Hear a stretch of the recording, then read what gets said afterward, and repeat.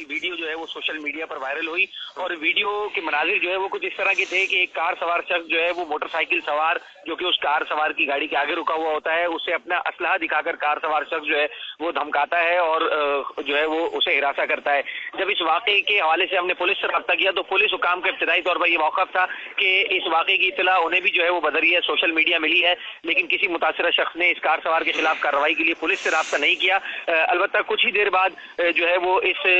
वारदात का जो है वो ड्रॉप सीन कुछ इस तरह से हुआ इस वाकये का कि जो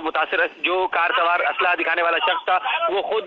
क्लिफ्टन पुलिस के पास पहुंचा और उसने अपने असलहे से मुताल्लिक तमाम तर तफसीलात बताई। साथ ही उसने ये भी बताया कि वो एक रिटायर्ड आर्किटेक्ट है और उस शख्स का ये मौक़िफ़ है कि उसके पास लाइसेंस याफ्ता असलहा था, जबकि उसके अपनी सफाई में ये कहना है कि मोटरसाइकिल सवार शख्स को वो असलहा इसलिए दिखा रहा था कि उसे ये शुबा था कि मोटरसाइकिल सवार शख्स जो है वो उसे लूटना चाहता है। तो फिलहाल पुलिस का ये कहना है कि जो कार सवार शख्स था उसका इब्तदाई बयान जो है वो कलमबंद कर लिया गया है और उसके असलहे से मुताल्लिक जांच पड़ताल जो है वो शुरू कर दी गई है। शुक्रिया मुनिसराज, कराची से अपडेट करने के लिए।